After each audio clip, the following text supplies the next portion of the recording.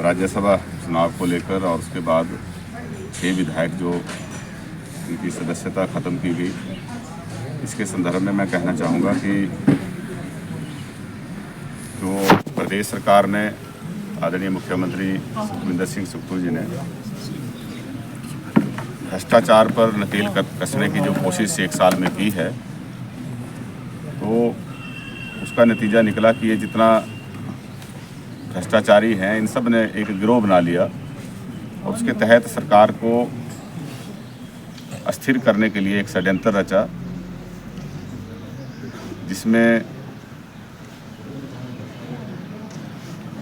काफ़ी जो है वो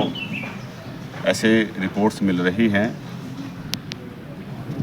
कि काफ़ी अनैतिक जो तरीके हैं वो अपनाए गए। धनबल का इस्तेमाल हुआ, ईडी का सहारा लिया गया,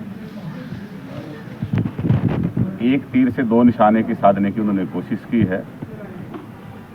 उसमें भारतीय जनता पार्टी का भी एक वर्ग शामिल है और कांग्रेस के भी ये तथाकथित जो असंतुष्ट थे वो शामिल थे। भारतीय जनता पार्टी के भी नेताओं से हमारी बात हुई कईयों से,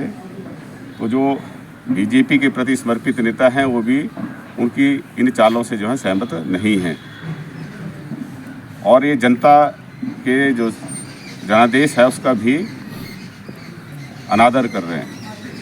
क्योंकि जनता ने जनादेश दिया है 5 साल का कांग्रेस पार्टी के पक्ष में। 40 सीटें जिताकर भेजी थी। भारतीय जनता पार्टी को विपक्ष में बैठने का जनादेश था, 15 सीटों का फर्क था। तो इस तरीके से चोर दरवाजे से जो कोशिश कर रहे हैं सत्ता में आने की, उनके इरादे जो हैं वो विफल हुए हैं और वो कामयाब नहीं होंगे। हमारे जो विधानसभा स्पीकर हैं उन्होंने बहुत अच्छा निर्णय लिया है और ये दल विरोधी कानून जो है ये सिर्फ हिमाचल के लिए नहीं है। कुछ लोग उसको कह रहे हैं कि ये हम इसको चैलेंज करेंगे कोर्ट में, वो जा सकते हैं कोर्ट में, लेकिन ये दल विरोधी कानून पूरे हिंदुस्तान के लिए बना था, सिर्फ हिमाचल प्रदेश के घटनाक्रम को लेकर नहीं बना है।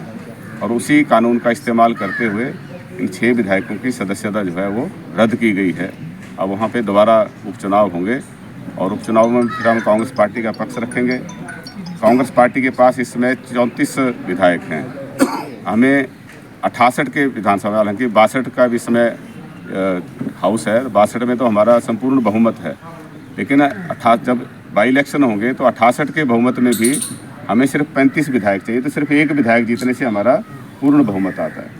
और बीजेपी को अपने तौर पे पूर्ण बहुमत के लिए 10 सीटें चाहिए। अगर निर्दलीयों की जो है वो सहायता लेते हैं तब भी जो है उनकी बात नहीं बनती है, क्योंकि 25 उनके अपने हैं, 3 मिला के जो है 28 हुए और 6 के 6 बीजेपी के भी अगर आते तब भी 34 हुए। तब भारतीय जनता पार्टी में धूमल साहब और अनुराग ठाकुर जी के जो विरोधी लोग हैं उन्होंने उनको नीचा दिखाने के लिए उन लोगों को बीजेपी में शामिल कराने की कोशिश की है जिनके उनके साथ अच्छे संबंध नहीं थे। उदाहरण के तौर पे राजेंद्र राणा जी को सुजानपुर में लाकर धूमल साहब को क्या दिखाना चाहते हैं,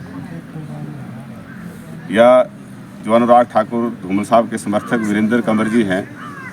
इनके विरोध में जो उनके घोर विरोधी देवेंद्र भुट्टो जी, उनको बीजेपी में शामिल करके क्या दिखाना चाहते हैं। उसी तरह से रवि ठाकुर को लाहौल स्पीति में डॉक्टर रामलाल मार्कंडे के तौर पे जो है उनको बीजेपी में शामिल करके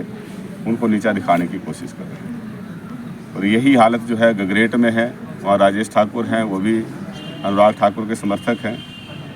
और वहाँ पे भी चैतन्य शर्मा को लाकर जो है वो उनको नीचा दिखाने के लिए, तो एक तीर से 2 निशान साधने की कोशिश हुई है। एक को तो कांग्रेस पार्टी को अस्थिर करने की कोशिश की गई, क्योंकि जो भ्रष्टाचारी थे, कईयों के जो अवैध तौर पे क्रशर चलते थे उस पर अंकुश लगाया गया। शराब के ठेकों की जब खुले तौर पे नीलामी हुई उससे कई लोगों को बेचैनी हुई और भी कई तरीके जो भ्रष्ट तरीके अपनाते थे उनके ऊपर जब नकेलें कसी गई तो उससे जो हताश हुए हमारे कुछ नेता, उन्होंने अपने आपस में एक गिरोह बनाकर उन भ्रष्टाचारियों का साथ देने की कोशिश की, ना कि जो सरकार भ्रष्टाचार पे अंकुश लगा रही थी उस सरकार के साथ खड़े होने की जो अपनी प्रतिबद्धता थी उसको नहीं दोहराया। और इनका स्तर बढ़ने से जो है हर तरह की गतिविधियां बढ़ेंगी तो मैं सभी इलाका वासियों को बधाई देता हूं और सरकार का धन्यवाद करता हूं।